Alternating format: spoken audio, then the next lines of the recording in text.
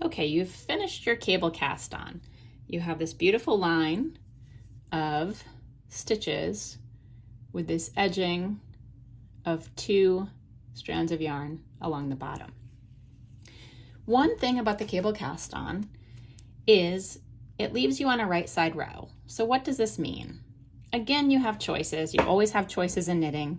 There's not necessarily a right and wrong. It's just a different way of doing things.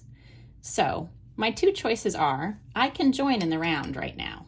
If I do that though, I need to make sure that this stays, ideally, stays the front side of my cowl or the right side of my cowl.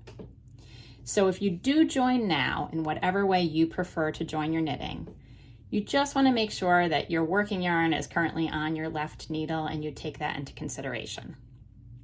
Another thing that many people do for the cable cast on is to knit your first row without joining your work in the round.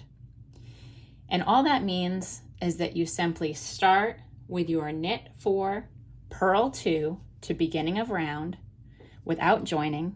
And the nice part of that is you can see this particular cast on yarn and my needles, it gets quite twisted. So I don't have to go through that exercise just yet of making sure that my stitches aren't twisted when I join in the round.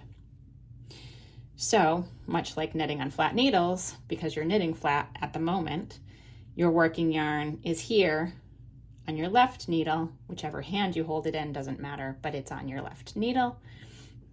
You're going to go in and you're going to do your knit 4, purl 2.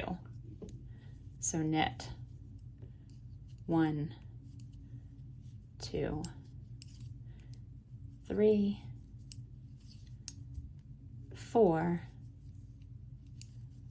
and then yarn to the front and purl 2. And you're going to do that across all 108 of your stitches, at which point you will still be working the right side. You'll be back here, you will insert your beginning of round marker, and you'll join. And depending on how you join, there might be a little gap there, which in the end, you'll just use your tail to close up.